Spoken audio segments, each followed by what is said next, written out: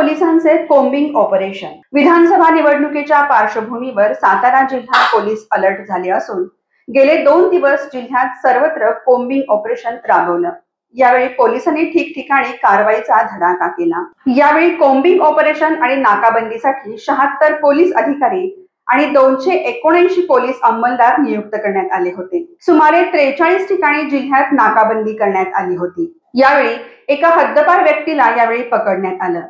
याशिवाय combing operation आणि नाकाबंदीच्या वेळी रात्री संशयास्पदरित्या चोरी करण्याच्या उद्देशाने फिरत असताना तब्बल 15 जण मिळून आले। त्यांना पकडून त्यांच्यावर कारवाई करण्यात आली। कोम्बिंग ऑपरेशन आणि नाकाबंदी वेळी 17 प्रलंबित पकड वॉरंटची बजावणी केली आहे। नाकाबंदी दरम्यान 659 दुचाकी आणि 809 चारचाकी वाहनांची तपासणी करून 126 मोटार वाहन कायद्याप्रमाणे कारवाई करून 75,700 रुपयांचा दंड वसूल करण्यात आला। दरम्यान तिघांविरुद्ध दारू पिऊन वाहन चालवल्याबद्दल मोटार वाहन कायद्याप्रमाणे कारवाई करण्यात आली।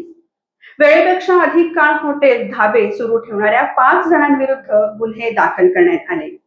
पोलीस अधीक्षक समीर शेख, अप्पर पोलीस अधीक्षक डॉक्टर वैशाली कडूकर यांच्या मार्गदर्शनाखाली ही मोहीम राबवण्यात आली।